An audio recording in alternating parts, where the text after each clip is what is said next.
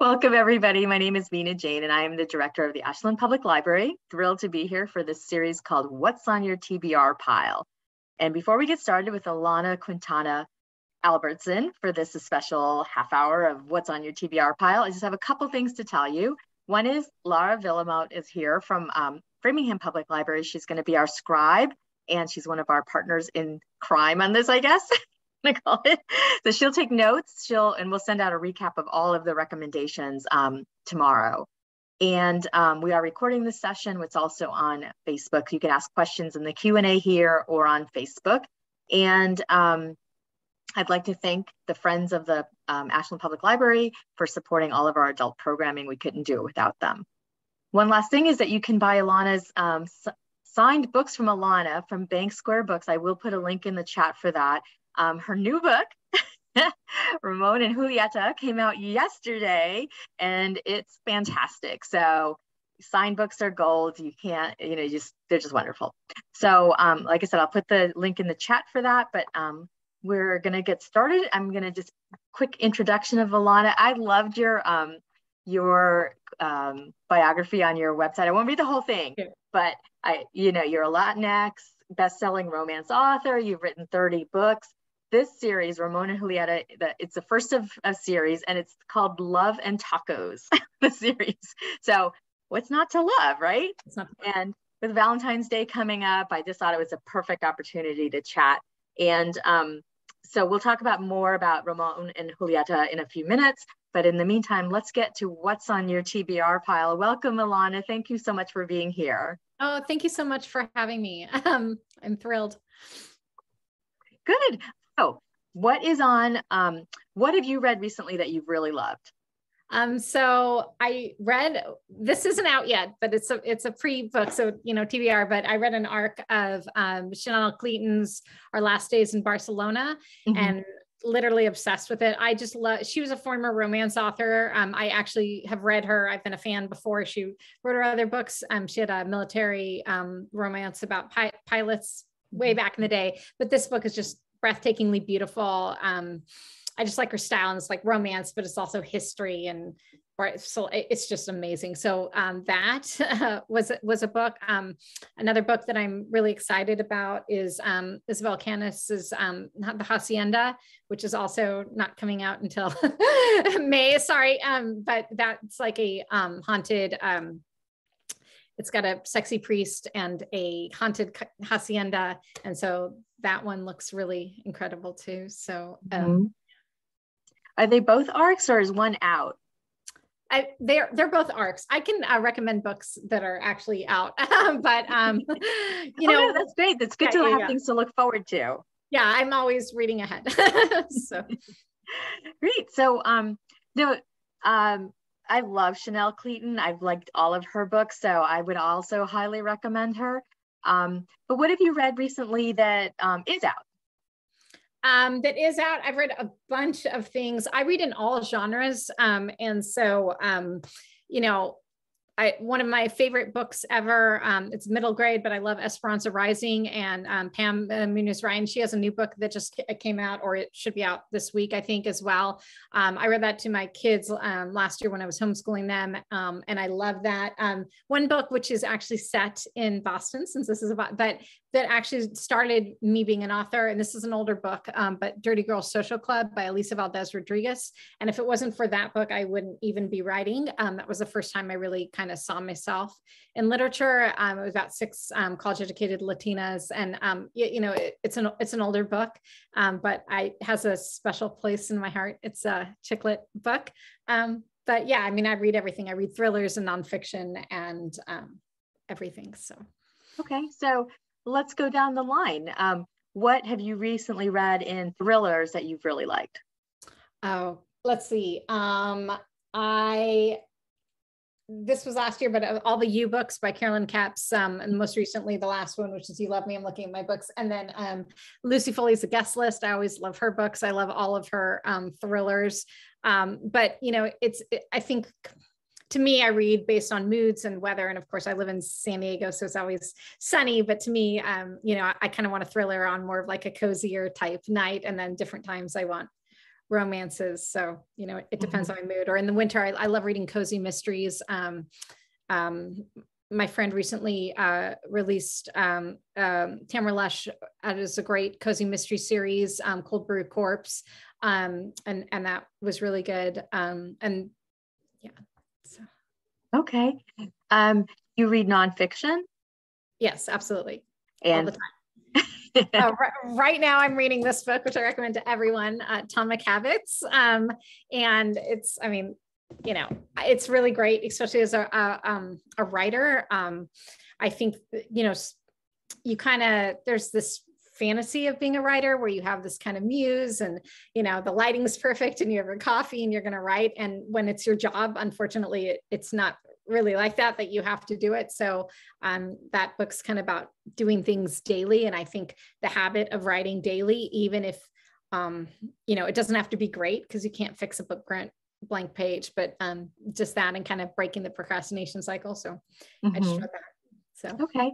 So Laura wants to know, who's your favorite romance author, since you are a romance writer yourself? That's like picking a child. Yeah, let's see.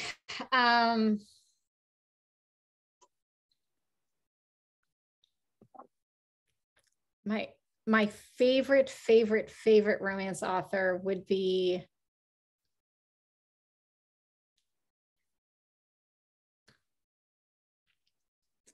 it's so hard. Give me a second. I'll come right back to that because I'm debating between five. Well, just give us all five. Seriously, give us all five because that's awesome. I love Eloisa James. You know, was one of the first ones that I read. I just absolutely love her. You know, initially my first intro to romance, and some of hers were more women's fiction, but I'm from Northern California. I read Danielle Steele a lot when I initially started writing. And then, you know, so, you know, the old classics, Linda Barlow, who I co-wrote a book with, an indie book with, but I had read her. She had written a bunch of books prior to that, and she won a Rita and a Romantic Times. And so, you know, I loved kind of those books. And then, you know, let's see, Tessa Dare and yeah, I mean, I can keep going, but there's so many incredible. So it's too hard to pick. I'm over it. Yeah. Well, yeah, I would have the same response. It's like, yeah. No. And then I would just go on and on and on. So I'm impressed that you were able to stop. So let me give you some of my questions to you. Yeah. What book or author inspired you to become a writer? Oh, okay, great. Yeah. So that was kind of So definitely Elisa Valdez Rodriguez. So I think one of the things that, you know, we were saying, I don't know if the stream had started before, but I went to Stanford and Harvard and I never thought I'd be a writer. So one of the questions have been asked in a lot of interviews were, you know, did you always want to be right? And I didn't. And it wasn't that I always read. I was an English major. So obviously that was very, you know, strong for me, but, you know, I never felt kind of worthy of writing. And I read all these other books and especially in kind of these academic things, a lot of them were literary fiction and classics. And I kind of had never really seen myself in a lot of books. And it was just kind of like this lofty thing that I didn't really feel like I was part of. But when I picked up Dirty Girls Social Club, you know, it was the first time I kind of saw myself in a book, and it was like this deep experience for me. I completely fangirled her, and she had a bunch of events back when that book came out, and they were called the Chica Lit conferences, where she brought together Latin publishing people, agents, editors, and aspiring authors together. She had one in New Mexico and Albuquerque and one in Miami. And I still talk to some of these people today. Tony Plummer, who was an editor at St. Martin's Minotaur and is now an editor at Crooked Lane. And then I met another good friend, Frederick Smith. He's Black, not Latin, but I met him there. And he also writes romance, is an incredible author. So anyway, she really was that first book that I was like, oh, I can do this. I want to do this. And at the time I was a competitive ballroom dancer. And I think I was telling a bunch of Ridiculous Ballroom Stories. This is before it was on Dancing with the Stars, so no one really knew about that world. And Elisa encouraged me to write. She said, why don't you write that as a book? And I said, I can't write a book. I just read books. I went there as a fangirl, not as an author, but I sat down and I wrote an absolutely awful book. And so that's one thing that I like to tell people is that, it's kind of, you read a book that's published and you think, oh gosh, that's, but there's a lot of hands on that book and editors and, anyway, I didn't have a clue what I was doing. So I just wrote this really terrible book, but then I learned how to write and I learned how to edit and not use backstory, and just stuff like that. So definitely her book was the first, and then that was Chick Lit. And then that was the tail end of the Chick Lit. And then my agent encouraged me to write romance. I rewrote it as romance. And that's really when I deep dived into the romance genre, which honestly, I hadn't really read that much growing up and up until that point. And so then I started reading everything I can romance wise. So, so who still inspires you to who inspires you now to continue writing now that you have 30 books under your belt?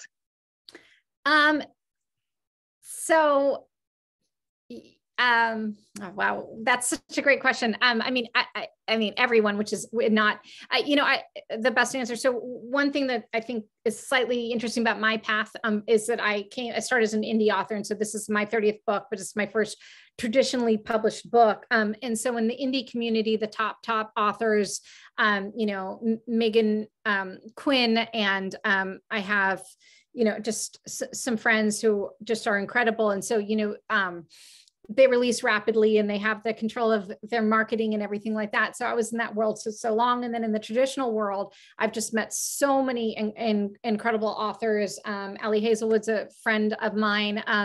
Like an online type thing, but just to kind of see different people's careers. I see that a lot of romance authors who get another one of my favorite authors who really was kind of the first time I really thought I could write romance was Kristen Higgins, who I just absolutely adore. But you'll find that a lot of romance authors who start in romance do end up writing women's fiction. And, of course I have a women's fiction book in me that I would love to do. But I will always write romance, no matter what. I will always write romance. I completely believe in the genre. So I like a lot of the authors who kind of can still do that, because romance readers are so real. Romance readers are, and they'll follow you anywhere. But I think a lot of times, when people stop writing in the genre, I think we kind of feel, and this isn't to any particular author, but I love the romance space and yeah, so authors that still write romance. Well, I was very fortunate to get an arc of Kristen's new book, and it's wonderful. I don't have it, and I'm so jealous of you right now. So now I'm going to be like, where absolutely should be. It was really amazing. So her romance book, it was one of the first, but it was Too Good to Be True. That was the one I read. And I just was like, I just loved that book. I loved her voice. It was a very good transition from Chick Lit. Because I went from Chick Lit and I read romance, and I didn't connect at that point. And then I read Kristen Higgins, and I started her earlier books, at the time it was shocking. It was more first person, and it wasn't, and so that was kind of my transition. And then I started reading more, but yeah. Yeah, she's definitely a gateway for a lot of people. Gateway, thank you. She's my gateway romance author. So what is the best book that made you cry? Okay. The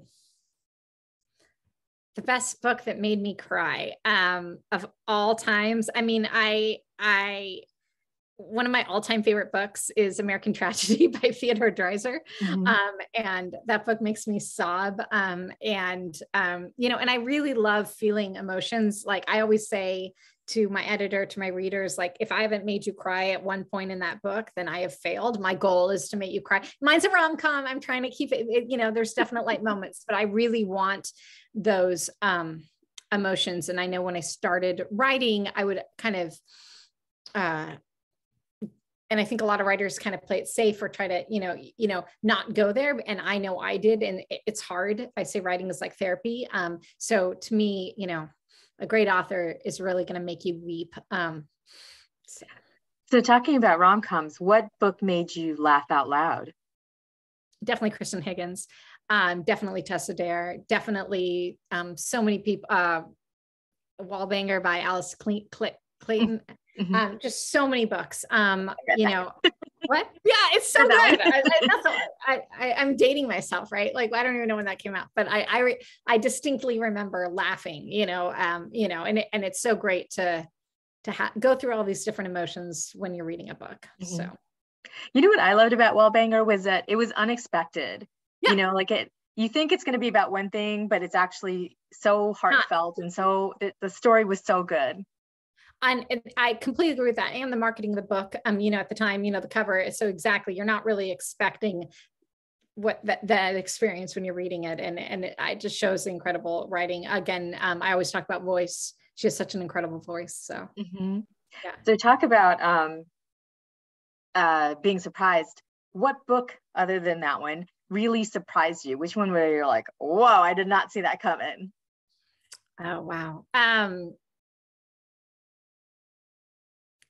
I mean, I absolutely love thrillers, and this sounds kind of like a pat answer, but, you know, Gone Girl, like, you know, initially at the beginning, reading it before kind of that genre became saturated, but I love twists. Yeah, I've written some thrillers, but I love really getting, you know, definitely You, you know, which I already mentioned, and that's probably one of my favorite voices of all time. But I love not knowing the answer. And I love being wrong because I'm the worst reader. I'm the girl that opens my presents if I see them, and I'll go to the back. So I know I'm bad.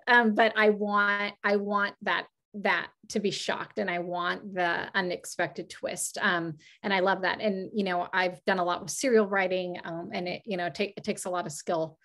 My 7 Deadly Seals series, which is on Radish Fiction, and it was like #2 on the app for a very long time, but it's a twisty thriller, and that's what I was known for, were kind of the twist. And so it's something that I really, really like, and it's really hard to write, but I love reading it. I'd actually love to ask about that, if you don't mind if I jump in. Yeah. So that's always one of my things that really annoys my husband, because I'm not a writer, but I'm a prolific reader. Yeah. And I can usually guess the twists of the whodunit. So it takes a real surprise to surprise me. So are you often able to guess? And when was the last time that the twist totally shocked you? I always guess. Totally shocked. I'm looking at my bookcase because let's see. I usually know. Totally shocked.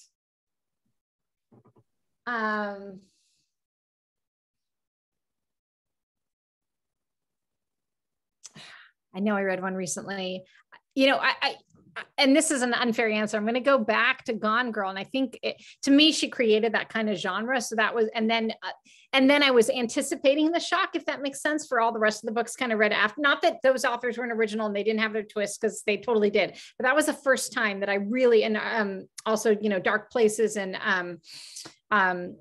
you know, other books, but it was that kind of the beginning of that genre where I would really kind of get shocked. Who was the other author that she has some good ones that are shocking? Taryn Fisher as well. She has some really good books as well. But yeah, read my 7 Deadly Seals and see if you guess my twist, and let me know.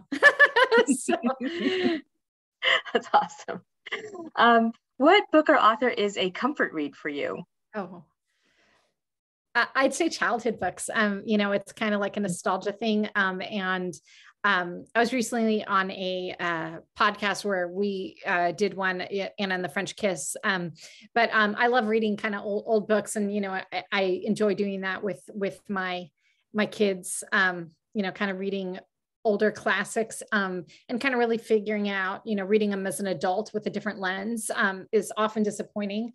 And so then sometimes I'm like, okay, I don't think I really want to reread that book because I saw it as a different book, you know, as a kid. But like, I mean, I could say, you know, The Little Princess was my favorite book, and I read it a million times, and Dancing Shoes and just things like that. So every now and then I'll just pick up a comfort read. Are there any books that you love so much, but you would never read again? They were too hard, they were too emotional, they were too something.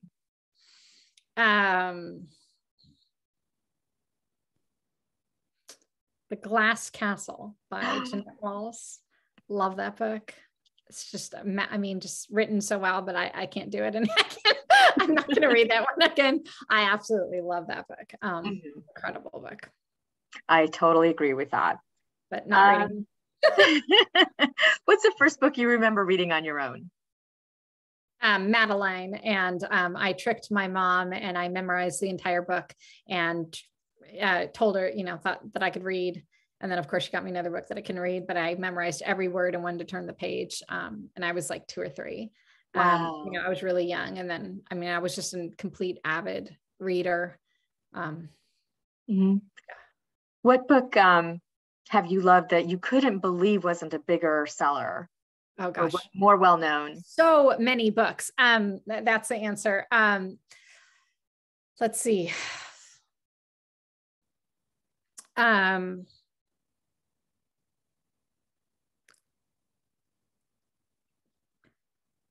That's sold pretty well. So some of them were like kind of sleeper hits.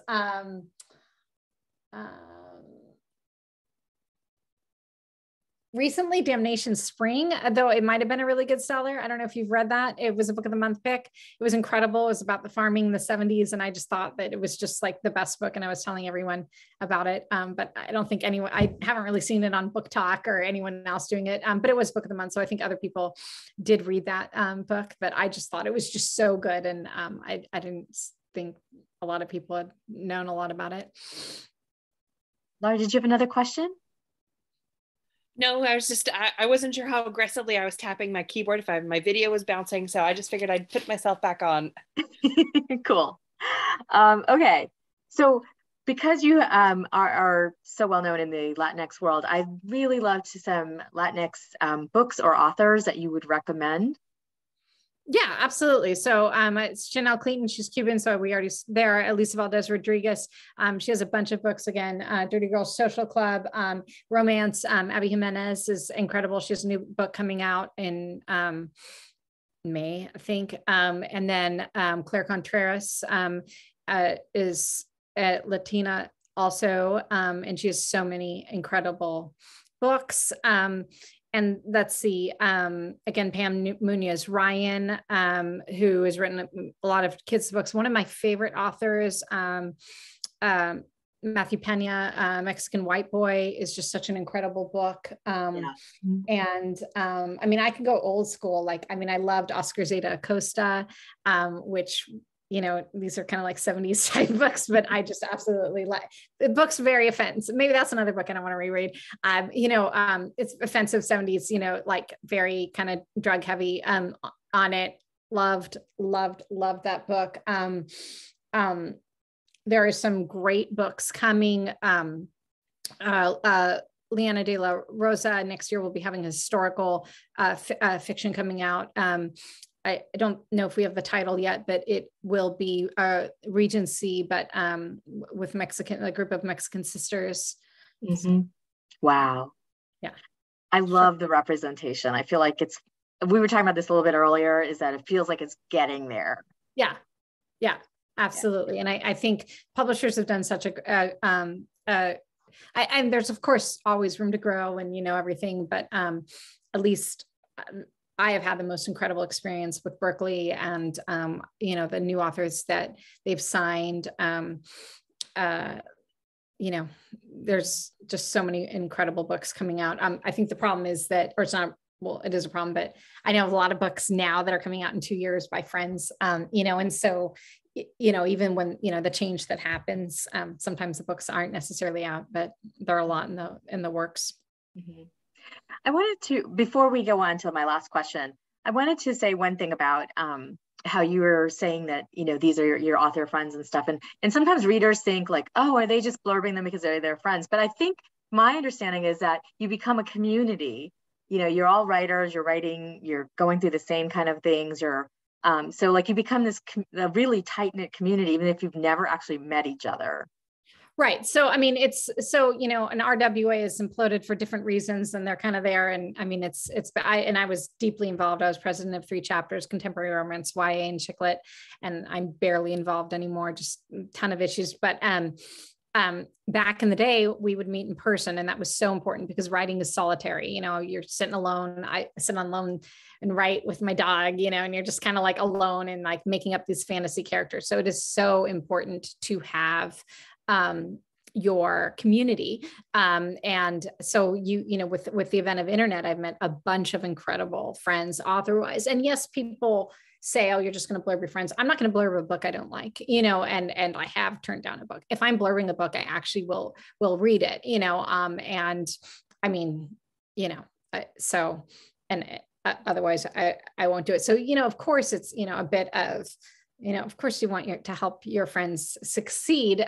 But you become friends with authors you admire, and you know, envy in a healthy way. I don't mean like bad, you know, it's just like, you read a book and you think, oh my gosh, this is so good. Why didn't I write that? Then you're like, I love you. And then they write, you know, and then they write you back, and then you become friends, you know? And so, you know, I've like, for instance, Tamara Lush, who was one of my friends, I met her because we were both on Radisha, and we had the top 2 serials, and we became friends because we, you know, we had read each other's work and we liked it. And then of course, you know, then you become friends, right? But we wouldn't have had that initial connection if we didn't actually connect with each other's work. So, you know, and I get that. So people see, you know, the blurbs and think that they're your besties and they're just saying it, but I don't think they would, you know, do it.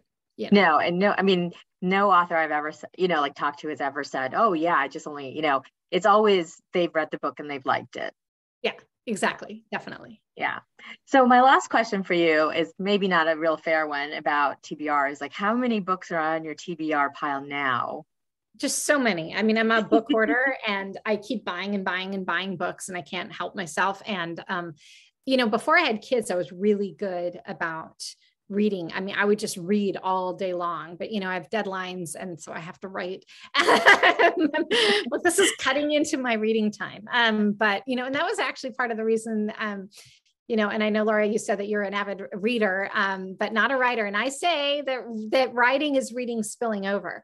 And so that's what I would never consider. And I've been asked in so many interviews, you know, when do you know you want to be a writer? I never thought I'd be a writer. I was a reader. I loved reading. Writing was going to take away from reading. So like, I just wanted to read every single solitary book. And then eventually I was like, oh, well, the story that maybe my favorite author can write the story, and they like wouldn't write it. And so I was like, do I have to? And that's Ramona and Julieta. I had to write the story. I was called to write the story.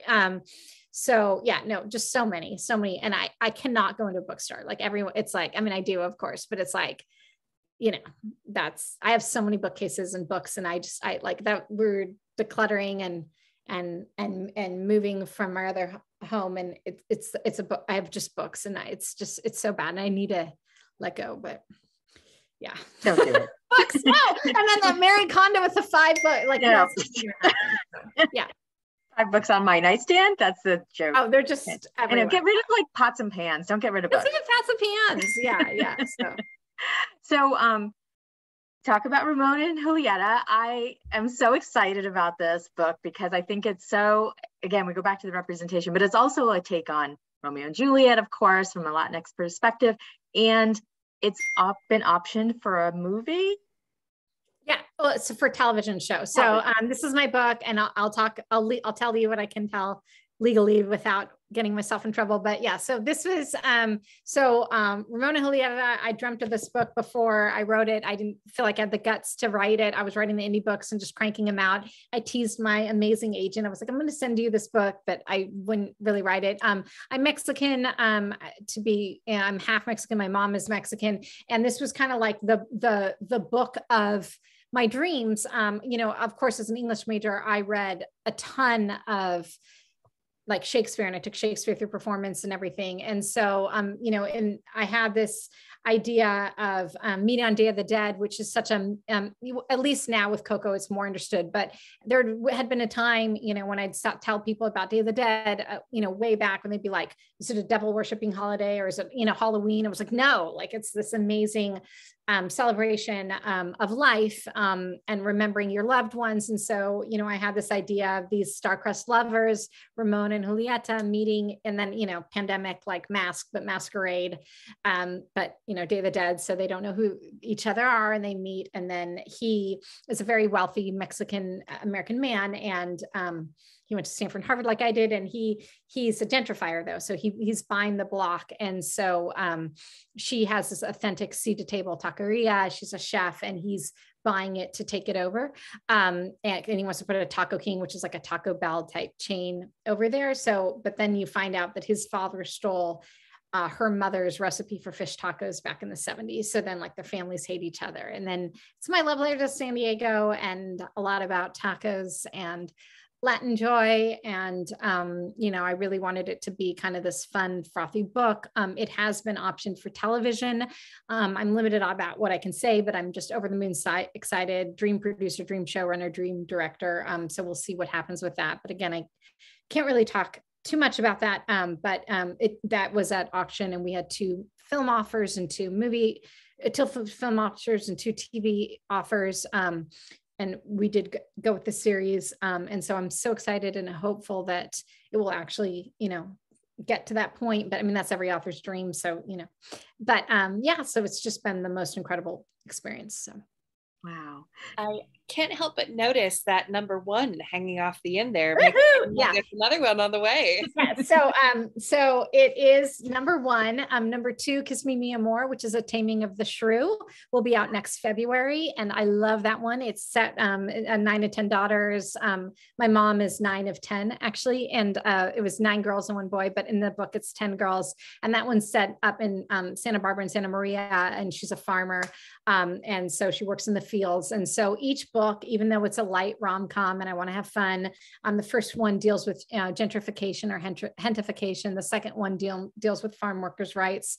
For sure, there are 3 books on the contract. So the third one, which will either be Much Ado About Nada or Merchant of the Barrio, haven't decided. So for sure there'll be 3, but you know, depending on sales and interest, I have ideas for 6 or more. And of course, if it gets a television show, I will write a book per season. But so, I mean, I can keep going. I was English major. So I can do 12th note. I can do whatever you want. So I can keep writing Shakespeare, and it is accessible. And I hope it makes people like read the Shakespeare. But you know, someone said, oh, I used to be a teacher. My book's completely not appropriate for kids. It is a romance. It is spicy. So yeah. We like that. I mean, we want our tacos to be spicy. We want our books to be spicy. Exactly. That's what my editor, when I pitched, I said, what's our level of spice in this? She's like, well, it's a spicy taco. So let's go. So yeah. That's awesome. Yeah. Well, I'm not seeing any questions. So thank you so much for being here and giving us so many great recommendations. I don't know if Laura was able to keep up with you, but we're going to have an amazing list after this. Wonderful. Thank you so much. Thank you. And so thank you for everybody for being here, and feel free, like I said, to buy signed books from Alana. Ramon and Julieta came out yesterday, so it's fresh off the presses. And you can get that it has that new book smell, right? Yes, exactly. And we're really excited for the entire series and the books, the TV show, everything that you can give us. So thank you so much. Thank you so much. Have a wonderful night, everybody. Thank you. Thank you.